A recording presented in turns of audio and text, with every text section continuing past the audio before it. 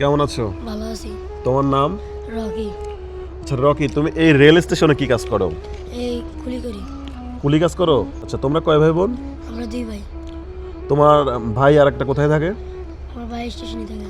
আচ্ছা রকি, এই যে তোমাদের রেল স্টেশনে থাকো, তোমার বাবা মা নাই?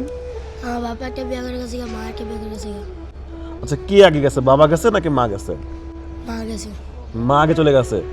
তোমাদের দেশের বাড়িটা কোথায়? বিক্রমপুর। বিক্রমপুর থেকে এখানে কিভাবে আসলা? ট্রেনে করে আসছিলাম। আচ্ছা, তুমি যে এখানে আসলা, তোমার বাসার কথা মনে পড়ে না?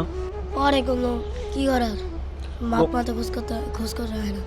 তোমার বাবা মাকে তুমি কিছু বলতে চাও আমাদের মাধ্যমে? বাবা মাকে আর কি বলবো, মাকে আর বলছিলাম বাসায় গিয়ে, একবার বলছিলাম, তারপরে আর রাখে নাই। আচ্ছা 2 দিন থাকছিল আর সৎভাবে বাই করে দিয়েছে। আচ্ছা, তারপরে তোমার মার সাথে আর তোমার যোগাযোগ হয় নাই? না, তা তোমার মায়ের কথা কি তোমার মনে পড়ে না?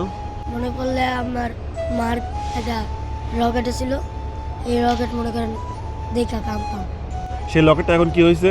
সেই রকেটটা হারা গেছে। হারায় গেছে, মানে মায়ের দেওয়া শেষ স্মৃতিটুকু হারায় গেছে।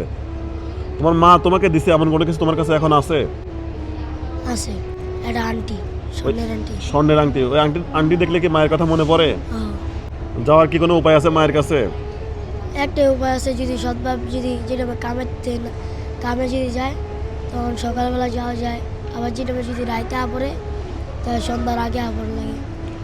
আচ্ছা, তুমি কি আমাদের মাধ্যমে তোমার মাকে কিছু বলতে চাও?